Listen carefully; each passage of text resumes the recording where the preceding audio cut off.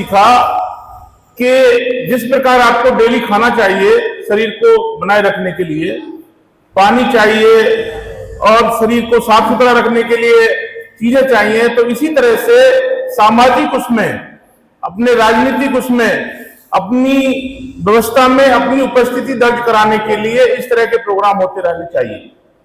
अगर आप आवाज नहीं उठाएंगे तो आपकी बात को कोई सुनने समझने वाला नहीं है, और उस पोजीशन में तो बिल्कुल भी नहीं जब आपकी विचारधारा के विरुद्ध लोग काम करने वाले शासन सत्ता में हो। देखिए, हमें लगता है कि हमने छोटी छोटी नौकरियां प्राप्त कर ली, और जिनसे आपकी जो लड़ाई है, जिनसे आपका संघर्ष है, वो लोग हैं कि वो मूर्तियों को पानी पिला देते हैं, क्योंकि उनकी जो सारी व्यवस्था है वो झूठ पर आधारित है। कहने सुनने में जरूर अच्छा लगता है कि भारतीय संविधान लागू होने के बाद में एक झोपड़ी में जन्म लेने वाला बच्चा सपना देख ही नहीं सकता, सपना पूरा कर सकता है, मगर उसको सपने को साकार करने के लिए आपके पास में कदम कदम पर रुकावटें होती हैं।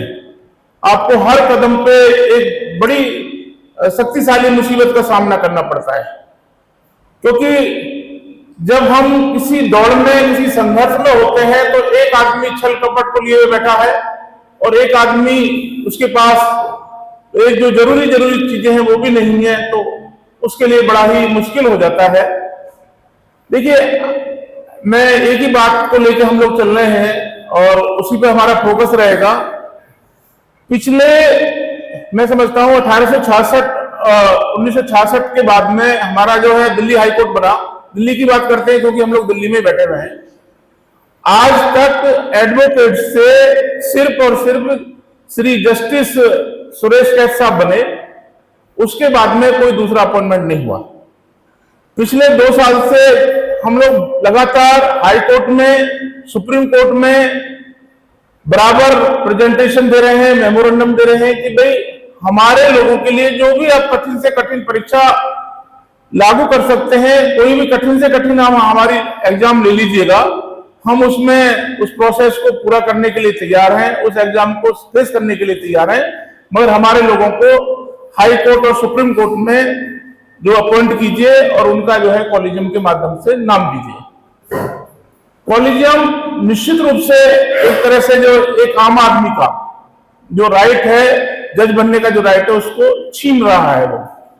वो नहीं चाहते कि आम आदमी का बच्चा, आम आदमी का परिवार का बच्चा उस सिस्टम में जाए और वो अपने समाज में ईमानदारी से जो जजमेंट दे और एक वो चीज दे, क्योंकि उन्होंने अपनी जो सुप्रीम कोर्ट, हाई कोर्ट में जो जुडिशरी है, जैसे आपने भी देखा होगा संविधान के माध्यम से 3 पिलर हैं यहाँ पे भारतीय संविधान के अनुसार, एक पार्लियामेंट, एक एग्जीक्यूटिव और एक न्याय व्यवस्था, और ये तीनों पिलर है और तीनों ही इंडिपेंडेंट है।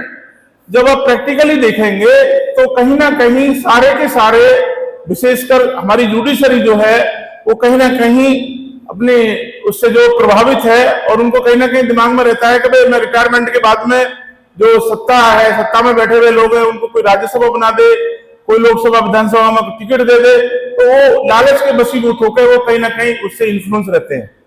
और उस इन्फ्लुएंस होने के नाते जो आम आदमी के फेवर में जजमेंट आने चाहिए, आम आदमी के हित में जजमेंट आने चाहिए, जो निष्पक्ष रूप से जजमेंट आने चाहिए, वो कहीं ना कहीं प्रभावित होते हैं। और जब वो प्रभावित होंगे तो वो जस्टिस वाली बात तो होगी नहीं। आप देखिए, प्रैक्टिकल भी आप अगर देखेंगे कि अगर उनका बंदा लगता है तो उनके लिए कहीं ना कहीं इन्फ्लुएंस वाला बंदा है, तो उसके लिए रात को 12 बजे भी कोर्ट अवेलेबल हो जाएगी, तो आपकी मतलब पेटिशन भी फाइल हो जाएगी, सारी चीजें हो जाएंगी। और जब दूसरी तरफ एक आम आदमी का केस जाता है तो उसको कदम कदम पे कि भाई आपका ये ऑब्जेक्शन रेज होगा, ये ऑब्जेक्शन रिमूव कीजिए, फिर वन बाय वन प्रीटेक्स्ट और अदर प्रीटेक्स्ट उसको रोका जाता है। और उसकी अगर पेटिशन लग भी जाती है तो किसी ना किसी कारणवश, वो आपने देख ही लिया, अगर एक लेटेस्ट उदाहरण देखें तो वहां पे जो है जो अभी मध्य प्रदेश में जो राज्यसभा चुनाव को लेकर जो था, वो जो चुनाव आयोग ने उनका मीनाक्षी नटराजन है उनका वो रद्द कर दिया था, उसके बाद में उसने नहीं सुनी, सुप्रीम कोर्ट में गए तो सुप्रीम कोर्ट ने भी उसको अनसुना करके वापस कर दिया। तो साथियों, मेरा अपना कहना यह है कि आप देखिए, चूंकि सिस्टम का हिस्सा नहीं है, सिस्टम में हिस्सादारी आपकी कैसे बनेगी? और तो आपको कोई दूसरा रास्ता नहीं है। हम पिछले 15-20 दिन से इस प्रोग्राम को लेके बड़ी तरीके से प्रचार प्रसार बड़े पैमाने पर हम लोग कर रहे थे, और हमें उम्मीद थी कि भाई मरौली में ये हमारा अपना लोग हैं, क्षेत्र है, वहां लोग आएंगे और प्रोग्राम सक्सेस होगा। और उसके सब चीजों को देखते हुए फिर भी हमारा प्रोग्राम बहुत ही अच्छा और सक्सेस हुआ। 2-2.5 घंटा हमारा प्रोग्राम चला है और सबने मतलब बड़े ही शांतिपूर्ण तरीके से समझाया। तो साथियों देखिए, समय वो आ गया है कि आपको किसी भी तरीके से कहने सुनने की, आप समझाने की जरूरत नहीं है। एक आवाज उठे, एक आवाज जहां से जाए उसको आपको फॉलो करना पड़ेगा, और बिना सोचे समझे भाई जिसने कहा, और जो यहां बैठे हुए लोग हैं जो आपको लीड कर रहे हैं, जो समाज को दिशा निर्देश दे रहे हैं, उन पर आपको ईमानदारी से भरोसा करना पड़ेगा, क्योंकि दूसरा कोई रास्ता ही नहीं है। और उन पर भरोसा ही नहीं करना पड़ेगा, बल्कि उन पर हर तरह से नजर भी रखनी पड़ेगी। अगर वो कोई, क्योंकि ह्यूमन बीइंग है, उसे गलतियां हो सकती हैं, वो भी किसी लालच में किसी दूसरी चीज में आ सकता है, तो हमें हर वक्त उस पर निगाह रखनी पड़ेगी कि वो सही दिशा में चल रहा है या नहीं चल रहा। अगर वो सही दिशा में चल रहा है तो हमें उस पर पूरा भरोसा रखना ही पड़ेगा। देखिए, जिस दिन से संविधान लागू हुआ है, चाहे वो 1% ही सही तरह से लागू हुआ हो, मेरा अपना मानना है कि 1% भी ढंग से लागू नहीं हुआ, फिर भी मैं मान लेता हूं कि अगर 1% लागू हुआ है तो उस 1% से समाज का 1%, यानी कि 140 करोड़ के करीब जनसंख्या है, और 1 करोड़ प्लस उसे मान लीजिए 40 लाख, 1 करोड़ 40 लाख के करीब लोगों को तो भला हुआ, जिसमें अगर आरक्षण की व्यवस्था को मान लिया जाए तो SC ST और OBC को मिलाकर 49% के करीब आरक्षण मिलता है। तो कहीं ना कहीं वो लोग भी उससे लाभान्वित हुए जो बेचारे गरीबी रेखा के नीचे जीवन यापन कर रहे थे, और वो सिर्फ और सिर्फ क्या हुआ, संविधान की बदौलत ही हुआ। तो उन लोगों की ज्यादा जिम्मेदारी बन जाती है जिन लोगों ने संविधान से फायदा उठाया है, कि ये जो डॉक्यूमेंट नहीं है, ये आपका जो है जीने का एक तरीका है, आपको ऑक्सीजन का काम करता है। अगर ये जिंदा रहा तो आपकी आने वाली पीढ़ियां इससे लाभान्वित होते हुए आगे बढ़ सकती हैं, और जिस दिन ये खत्म हो गया तो आपका कोई भी धनाधोरी नहीं रहेगा, आपको गुलाम की तरह जो ट्रीट किया जाएगा। और गुलाम की आपको पता है कोई राइट नहीं होते, उसको जहां चाहो गुलाम, तो वो जो मालिक कहेगा वही उसको करना पड़ेगा। तो साथियों, समाज में जब हमने पूरा मूल्यांकन करा, मूल्यांकन करने के बाद में जब हमने पाया कि भाई आज भी 3 लोगों पे हम, मतलब पूरा समाज हमारा विश्वास करता है। पहले कैटेगरी में डॉक्टर्स आते हैं कि वो डॉक्टर चाहे कैसी दवाई दे रहा है, कुछ भी दे रहा है, हम आंख बंद करके उस पर विश्वास करते हैं। वो उसका अपना है कि वो आपको धोखा दे रहा है, चीट कर रहा है, क्या कर रहा है। दूसरे नंबर पे हमारे एडवोकेट साथी आते हैं। आज भी हमारे एडवोकेट साथी प्लेन पेपर पे साइन करा लें, ब्लैंक चेक ले लें, कुछ भी ले लें, समाज उन पर आंख बंद करके भरोसा करता है। और वो एक अलग बात है कि एक्सेप्शनली उनके साथ में वो डिच कर रहा है, धोखा कर रहा है, वो अपने लिए कर रहा है। तीसरा जो हमारा सोसाइटी है, टीचर्स पर भरोसा करता है, अपने बच्चे को टीचर के पास छोड़ देता है। छोटे छोटे बच्चों को आपने देखा, प्ले स्कूल ये सब चल रहा है, उनको पूरा भरोसा किया जाता है। तो जब हमने ये मूल्यांकन किया तो जो हमने पाया कि भाई हमारी जो एडवोकेट टीम है, जब समाज हम पे ईमानदारी से इतना भरोसा करता है तो हमारी भी समाज के प्रति जिम्मेदारी बनती है, और समाज को हम सही दिशा में उसको रास्ता दिखाएं, उसको मतलब बताएं कि आपका जो भला है वो किस तरह से हो सकता है। तो हमने साथियों ये बीड़ा उठाया है कि कम से कम, ज्यादा बड़ी बातें तो हम नहीं कर रहे, पूरे जो दिल्ली के अंदर और NCR को जोड़ते हुए जो हमारी अपनी अब टीम बनी है, ये जो प्रोग्राम हम लोग ने 10-11 लोगों ने सबने मिलकर जो आयोजन किया था, और उसमें सबको नाम भी है, आपने देख भी लिया होगा, इनका सबका सहयोग रहा और इन्होंने सब प्रचार प्रसार हर तरह से इसमें सहयोग दिया। तो हमारा यही प्रयास जो आगे जारी रहेगा, और हम ये चाहते हैं कि एक ऐसा संगठन हम जो कर रहे हैं इजाद, कि जो चीजें जो वो तो चलती रहेंगी, उसमें कोई दिक्कत नहीं है, कि जब हम किसी उसमें रहते हैं तो मतलब एक कन्फाइन हो जाते हैं कि जो हमारी विचारधारा को फॉलो करता है और जो हमें विश्वास करता है, जो हमारे सपनों को साकार करने में हमारी मदद करेगा, चाहे वो कहीं भी है, किसी भी बैकग्राउंड का, हमें उस बात से कोई लेना देना नहीं है।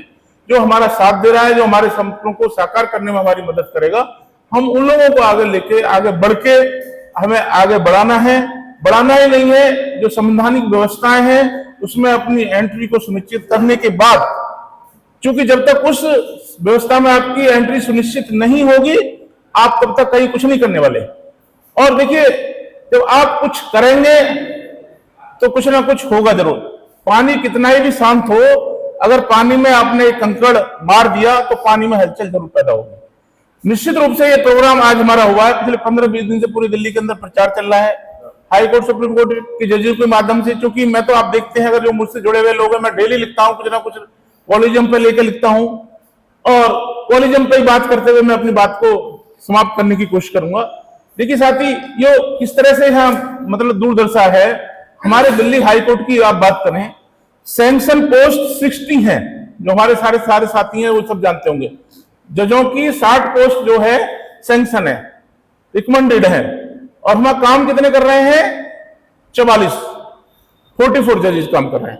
और जब ये रिकमेंडेशन थी तो आप देखिए, मैं समझता हूं उस टाइम पे हमारी दिल्ली की जनसंख्या, मैं समझता हूं कम से कम, मैं ये कहूंगा 33% रही होगी, आज 3 गुना बढ़ गई है। तो ये मेरी बात में अतिशयोक्ति वाली बात नहीं होगी। सैंक्शन पोस्ट को आप भरने नहीं चाहते, उसमें समाज के प्रत्येक तबके को रिप्रेजेंटेशन नहीं देना चाहते, जबकि कॉम्पिटेंसी होने के बावजूद भी आपको कितना ही कहा जाए, आप कोई सुनने को तैयार नहीं है। आपने एक ऐसा सिस्टम बना लिया है कि जो आपकी वहां मनमानी चलेगी। जैसे एक पुरानी कहावत है कि जो अंधी बांटे रेवड़ी अपनों अपनों को दे, वहां ये तुमने हाल बना रखा है कि तुम्हें अपने के अलावा कोई भी दूसरा नजर नहीं आता।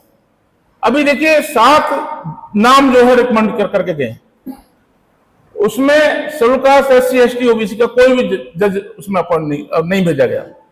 इवन ये भी सुनने में आ रहा है कि 39 लोगों का शॉर्ट लिस्टेड किया गया था, और 39 लोगों में भी शेड्यूल कास्ट का, SC ST का कोई भी नाम इन्होंने शॉर्ट लिस्टेड नहीं किया गया था। तो आप मतलब किस तरह से इसको व्यवस्था को लेके जा रहे हैं। और हमारे लोगों को, मुझे बड़ा दुख होता है, हम चाहे सुप्रीम कोर्ट में कोई प्रोग्राम करें, चाहे हाई कोर्ट में कोई प्रोग्राम करें, ठीक है, उसको लेकर हमें मतलब अपनी आवाज जो डायरेक्ट उनको फायदा पहुंचाने वाली बात है, उस पर भी जो लोग जो आंदोलन होना चाहिए, तो वो आंदोलन नहीं हो रहा है। और अगर आंदोलन ढंग से होगा तो निश्चित रूप से जो बैठे हुए व्यवस्था में लोग हैं, जो कॉलेजों में बैठे हुए जो लोग हैं, उनकी कानों पर जरूर जूं रहेगी। आपकी मतलब कैंडिडेचर को जरूर कंसीडर किया जाएगा, मगर साथियों एक साथ आके सभी को ईमानदारी से प्रयास करना पड़ेगा। और जब तक आप लोग ईमानदारी से प्रयास नहीं करेंगे, तब तक कहीं किसी का कुछ भी नहीं होने वाला। अगर हम नेगेटिव होकर सोचते रहेंगे भाई ऐसा करने से कुछ नहीं होगा, इस तरह से करने से कुछ नहीं होगा, तो ये हमारी जो नेगेटिविटी है। अगर हम बुद्ध की बात करें तो बुद्ध भी ये कहते हैं कि जैसा आप सोचेंगे और फिर उसी के अनुसार आप करना लगेंगे, और फिर उसी तरह से आप सपने देखेंगे तो वो सपना आपका साकार होगा। क्योंकि जो भी कुछ है आपके अपने अंदर ही है, और जब आपकी जो वाइब्रेशंस है वो उसी तरह से एक्ट करना शुरू कर देती हैं। जैसे आप देखेंगे कि भाई आपको पहले, सबसे पहले तो इच्छा ही होती है किसी भी चीज की, इच्छा के अनुसार आपका एक्ट स्टार्ट हो जाता है। एक्ट के बाद में जब वो पूर्ण होती है तो तृप्ति होती है। एक छोटा सा एग्जाम्पल लें, अगर हमें आपको चाय पीने की इच्छा हुई, तो इच्छा पहले इच्छा हुई, उसके बाद में आपने एक्ट शुरू कर दिया चाय को बनाने का और वो सब चीजें, उसके बाद में जैसे ही आपने चाय पी तो आपको तृप्त करेगी वो। तो एक बार मैं सभी के लिए तहे दिल से सभी के लिए धन्यवाद देता हूं। जय भीम, नमो बुद्धाय।